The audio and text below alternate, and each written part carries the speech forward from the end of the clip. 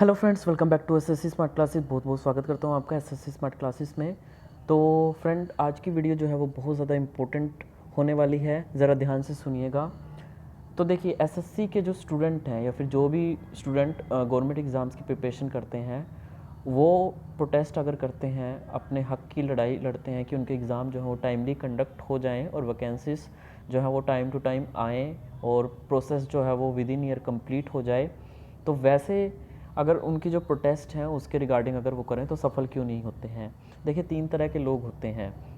एक तो वो लोग होते हैं जिनकी एज जा चुकी है, मतलब जैसे अगर कोई जनरल कैटेगरी का है एंड ही क्रॉस 30 एज, 30 से ऊपर फिर कोई वो जो गवर्नमेंट एग्ज़ाम्स है उसके लिए अप्लाई नहीं कर पाएगा, तो ऐसे में वो टोटली फ्रस्ट्रेट ही है।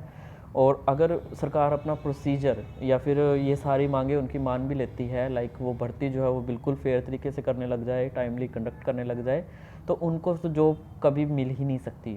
और फिर वो प्राइवेट सेक्टर में जा कर के, अब प्राइवेट सेक्टर में भी काफ़ी लेट हो चुके होते हैं वो, तो वहाँ पे भी अच्छी ग्रोथ नहीं कर पाएंगे और टोटली फ्रस्ट्रेटेड हो जाते हैं। तो ऐसे में वो प्राइवेटाइजेशन को सपोर्ट करेंगे, क्योंकि जब उन्हें नहीं मिला तो वो यही सोचते हैं कि बाकियों को भी कैसे मिले। ये सच्चाई है। काफ़ी लोगों से मेरी इस रिगार्डिंग बात हुई है। मैंने उन लोगों से आर्ग्यूमेंट नहीं किया, जस्ट उनके आइडिया जाने, क्योंकि जो क्या नाम बोलने का है वो सबको हक है बोलने का। जो उनकी आइडियोलॉजी है, जो उनकी सोच है, वो तो उनके पास ही रहेगी। मैं तो उसको चेंज नहीं कर सकता और ना ही करना चाहता हूँ। लेकिन ऐसा ही लोग सोचते हैं। आने वाली जनरेशन की कोई नहीं सोचता। खुद का जब कुछ नहीं हुआ तो फिर वो आने वाली जनरेशन का क्यों सोचेगा।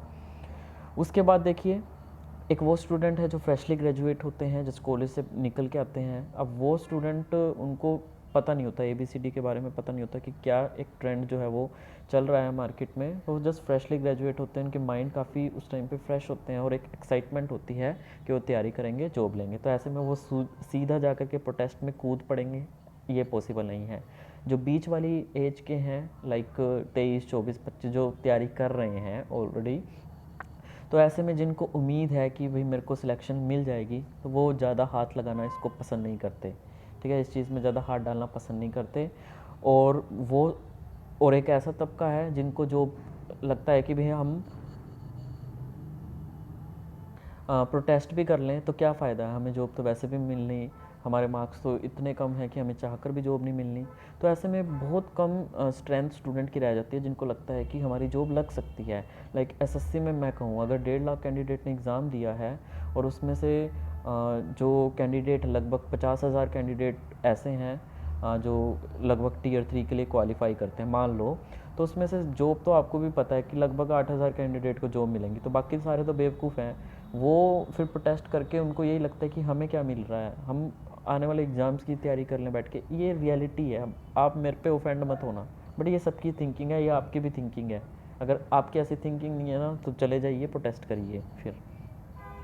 और साथ में ये भी आप थोड़ा सा देखिएगा कि उस टाइम पे जो 2 या 3 साल तक सिलेक्ट नहीं होता, वो ऑलरेडी कितना फ्रस्ट्रेट होता है। उसमें प्रोटेस्ट करने का जो एक साहस होता है वो बच ही नहीं पाता।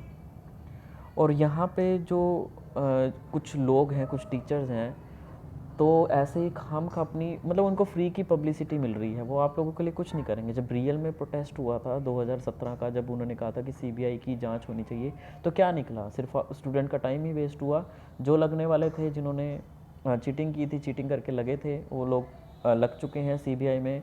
कोई कैंडिडेट जो है वो पकड़ा नहीं गया। ऐसे ही खामखा लंबे लंबे ड्रामे चल के कोर्ट में केस चले हैं, आप लोगों का भी टाइम वेस्ट करा, दिमाग ख़राब करा, कुछ नहीं। और ऐसे में उन टीचर्स की वर्डिंग उस टाइम पे आपने सुनी थी कि भाई हम लोग तो टीचर हैं, आप अपने हक की लड़ाई लड़ो, हम तो आपको गाइड कर सकते हैं। ये उनकी क्या नाम वर्डिंग थी। अभी यहाँ पे क्या नाम डिजिटल कैमरे के पीछे, AC कमरों में कोट पहन के, चिल्ला चिल्ला के हम आपके साथ हैं, ट्विटर ट्रेंड चलाओ, अपने आप को लीडर बोलते हैं वो लोग। तो मतलब ये अपने आप में शर्म वाली बात है। जब तुम स्टूडेंट के साथ रियल कनेक्ट नहीं हो सकते, उस चीज़ में फ्री की पब्लिसिटी इनको मिल रही है, न्यूज़ चैनल इनको अप्रोच कर रहा है, लेकिन असल में ये सब कुछ नहीं होने वाला। जो लोग अभी फार्मर्स का प्रोटेस्ट चल रहा है, मतलब हम सब लोग बेवकूफ़ हैं क्या? फार्मर का जैसे प्रोटेस्ट चल रहा हुआ है, वो रियल प्रोटेस्ट हो रहा है, उसमें एड़ी चोटी का जोर उन्होंने लगा दिया, तब भी जा कर के सरकार जो है वो उन लोगों को जो हो टस से मस नहीं कर पाई। उनके जुनून अंदर उतना ही है, लेकिन सरकार फिर भी उनकी बात नहीं मान रही। तो सरकार वहाँ तो हिली नहीं जब वो रियल प्रोटेस्ट 90 दिन से ऊपर उनको हो गया, अपनी जेन्युइन मांग वो मांग रहे हैं। तो आपका ये ट्विटर का थोड़े बहुत दिन का ट्रेंड चला करके क्या हासिल हो जाएगा? इससे पहले भी चले थे। और एक बात मैंने फिर से यही बोली थी आपको कि आप किस किस चीज़ के लिए ट्विटर ट्रेंड जो है वो चलाएंगे। देखिए, कोई भी चीज़ है ना, वो आइडियोलॉजी पर बेस्ड होती है, विचारधाराएँ। भगत सिंह आपने सुना होगा, भगत सिंह हमेशा यही कहते थे कि मैं मर जाऊंगा, भले ही मेरे जैसे क्रांतिकारी विचार जो अपने हक के लिए लड़ते हैं, जो देश के लिए लड़ते हैं, क्योंकि वो ऐसे जन्म से तो कोई क्रांतिकारी थे नहीं।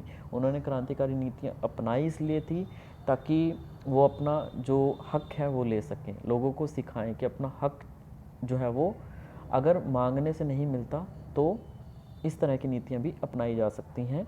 तो इसलिए उन्होंने इस तरीके की बात जो है वो रखी थी। तो विचारधाराएं उन्होंने कहा था कि कभी नहीं मरती, वो कभी ना कभी कोई ऐसा इंसान पैदा होगा जो उस विचारधाराओं से प्रेरित होगा और लोगों को आगे बढ़ने की हिम्मत देगा। तो वैसी विचारधाराएं जो है वो बहुत ज़्यादा इम्पोर्टेंट रहती हैं। तो उन्होंने ये भी कहा था कि जो सरकारें आपको नाजायज़ तंग करने लग जाएं, क्योंकि क्योंकि उन्होंने ये कहा था कि अंग्रेज़ भले ही चले जाएं, लेकिन जो अंग्रेज़ की तरह दिखने वाले जो उनकी राह पर चलने वाली जो सरकारें हैं, आगे फिर वही काम करेंगी और उससे भी बदतर करेंगी। वही आज अपने देश में वही गरीबी है, बेरोज़गारी है, भुखमरी है, लोग मर रहे हैं, वही सब तो है। आज भी वही काम हो रहा है। वैसी नीतियाँ तो आज भी हैं। फ़र्क क्या रह गया? बस वो अंग्रेज़ नहीं है, वो इंडिया में ही रहकर सरकार के रूप में अंग्रेज़ बने हुए हैं। उस बहरूपिये में वो अंग्रेज़ जैसे बने हुए हैं, लेकिन नीतियाँ बिल्कुल वही हैं। तो वो विचारधारा की मैं बात कर रहा हूँ। आज जो हमारी करंट गवर्नमेंट है, उनकी विचारधारा सिर्फ प्राइवेटाइजेशन पर टिकी हुई है, निजीकरण पर टिकी हुई है। तो कैसे आप सोच सकते हो कि कोई सरकारी कंपनी लगेगी? बिल्कुल भी नहीं आप सोच सकते। लगने तो दूर, जो सरकारी कंपनियां उनमें डिसइन्वेस्टमेंट हो रहा है, अलग अलग तरीके से उनको इंग्लिश के वर्डों में अलग अलग तरीके से एक्सप्लेन करके हमें बेवकूफ़ बनाया जा रहा है। इतने सारे बैंक मर्ज करके 47, कहीं जाकर के 50+ बैंक थे और आज 12 है, और 12 से भी इनको 5 करने की कगार पे गवर्नमेंट आ रही है। तो ये हो क्या रहा है? गवर्नमेंट आउटसोर्सिंग से अपने सारे काम करवा रही है। कुछ काम जो है वो आउटसोर्स कर दिए, प्राइवेट कंपनी को दे दिए। जैसे रेलवे में कितने सारे काम आउटसोर्सिंग हो रहे हैं, प्राइवेट कंपनीज़ को दे दिए। आप लोग वहाँ पे ठेकेदारी पे लगो, कॉन्ट्रैक्ट बेसिस पे लगो। तो क्या लाइफ है आपकी? कोई स्टेबल लाइफ है आपकी?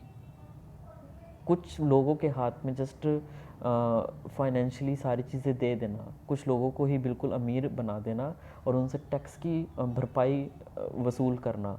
और साथ में कभी इस चीज़ का स्टैट तो सामने नहीं आता कि ये जितने भी रिटायर्ड एमएलए, एमपी, सांसद हैं या करंट हैं, उनको कितना बेनिफिट मिल रहा है, कितनी उनकी पेंशन है, उस चीज़ में कितने खर्च हो रहे हैं। कई लाखों करोड़ों खर्च हो रहे हैं। देश का पूरा बजट हिल रहा है। आपकी मेहनत की जो कमाई है, जो कंसोलिडेटेड फंड में से जाता है, ये बंद कर दो ना। क्या ज़रूरत है? देश अपने आप नहीं तरक्की करेगा। इस चीज़ के तो ऊपर कोई बात नहीं करता। कोई हेल्थ सेक्टर के बारे में बात नहीं करता, कोई एजुकेशन के बारे में बात नहीं करता है।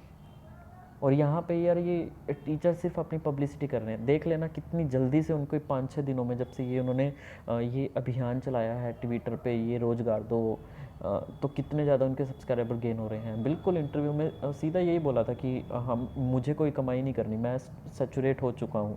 हाँ ठीक है, जितना लोगों को लूटना था उतना लूट चुके हो तुम लोग। मेरे को वो दिन भी याद है जब 11-11, 12-12 हज़ार मतलब बच्चे ये भी बोलते थे कि एक एक घंटा बड़ी मुश्किल से पढ़ाता है ये जो लोग हैं, और 11-11, 12-12 हज़ार के ऑफलाइन बैच जो हैं वो चलाए हुए हैं। और फिर अपनी भड़ास निकालते हैं दूसरे टीचरों पे कि उन्होंने ऑनलाइन सस्ते दे दिए। ये रियलिटी है। आज इतना कमा चुके हैं तो ज़रूरत नहीं है। और फ्री की पब्लिसिटी मिल रही है तो भाई साहब किसको दुख होता है? फ्री की पब्लिसिटी मिल रही है जब सब कुछ मिल रहा है, डर किस बात का होगा ना? खाम खाई अपने आप में भगवान बने हुए हैं, क्यों? और ये सही पूछो तो एक कोचिंग सेंटर के तो मैं बिल्कुल ही ख़िलाफ़ हूँ। अरे 2014, 13, 12 में उठा के देख लीजिए, इतना कहाँ था कोचिंग सेंटर। आज इन कोचिंग सेंटर वालों ने एक टैक्स असिस्टेंट, मैं टैक्स असिस्टेंट जॉब की बुराई नहीं कर रहा, लेकिन टैक्स असिस्टेंट जॉब को भी इतना हाइप कर दिया है, सबका स्टूडेंट का लेवल ही सेम कर दिया है। आज 600 में से 550 वाले नंबर लाने वाले को यही नहीं पता कि उसको जॉब मिलेगी कि नहीं मिलेगी। आप लोग जितना मर्जी पढ़ लीजिए, जितना पूरे 26 लाख बच्चे हैं तो 26 लाख में से अगर जितना ज़्यादा स्टूडेंट जितना ज़्यादा पढ़ लीजिए, तो अगर मान लो 50,000 कैंडिडेट ऐसे होंगे जिनके 600 में से 580 आ रहे हैं, तो कट ऑफ तो 585 भी जा सकती है। वो तो हमेशा बढ़ेगी। सिलेक्शन तो जितनी वैकेंसीज हैं उतनी तो भरे ही भरी जाएंगी, चाहे आपके कम नंबर आए चाहे ज़्यादा आए। तो ऐसे में यार, और जितने भी ये टॉपर्स लोग हैं ना, जो जिनकी सिलेक्शन हो चुकी है, ये ना ऐसे फर्जी इनको अपने चैनल पे लाके इनके इंटरव्यू दिखाते हैं, जबकि ये खुद अपनी मेहनत से लगे होते हैं, सेल्फ स्टडी या यूट्यूब की मदद से या बुक्स की मदद से ये लोग जो है वो आगे बढ़े होते हैं। लेकिन ज़बरदस्ती अपनी प्रमोशन करने के लिए ये लोग उनको अपने चैनल पे लाते हैं और आप लोगों का टाइम वेस्ट करते हैं 30-30 40-40 मिनट की वीडियो बना करके। ये खुद जो है वो अपनी सेल्फ स्टडी से लगे होते हैं लोग। तो ये चीज़ आप थोड़ा सा समझिएगा। अब आप पूछोगे कि इस चीज़ का सोल्यूशन क्या है। फिर सोल्यूशन तो यही है जो ऑलरेडी जो हमारे ग्रेट मेरिटर्स थे, लीडर्स थे, उन्होंने दे दिया सोल्यूशन, कि जो आपको बहुत ज़्यादा तंग करने लग जाए, जस्ट चेंज डैट, उनको चेंज ही कर दो। जब तक आपकी हर साल वैकेंसीज नहीं आएंगी, जब तक नियमित रूप से सिस्टम नहीं चलेगा, तब तक तो आप परेशान रहोगे। अगर हर साल वैकेंसी नहीं निकलती, एक साल में क्लियर नहीं होती, तो आप कैसे सोच सकते हो कि आपकी गवर्नमेंट जॉब बड़ी आसानी से लग जाएगी। कितना ज़्यादा निजीकरण हो रहा है, कितनी ज़्यादा वैकेंसी श्रिंक हो रही हैं, तो कैसे आप एक्सपेक्ट कर सकते हो। ट्विटर किस किस चीज़ के लिए चलाओगे जब सरकार की विचारधारा ही दूसरी तरफ है। और मैंने एक वीडियो बनाई थी कि किस सरकार ने कितनी कंपनियां बेची। तो अटल बिहारी वाजपेयी जी के टाइम पर ही जो सरकारी कंपनियां बेचने की जो विचारधाराएं हैं ना, वो पहली बार शुरू हुई थी। वहीं से ये बीज जो है वो पनपा था निजीकरण का, प्राइवेटाइजेशन का, डिसइन्वेस्टमेंट का। सो होप ये समझ आया होगा। डिस्क्रिप्शन में लिंक है वो वीडियो का, अगर आपको देखना है कि किस सरकार ने कितनी कंपनियां बेची तो जाकर के देख लेना, तब थोड़ा सा आइडिया लग जाएगा। और पूरी रिसर्च करके वो वीडियो बनाई है पूरा डिटेल में। तब तक के लिए धन्यवाद। आपका दिन शुभ हो और वोट की अपनी कीमत ज़रूर समझिएगा।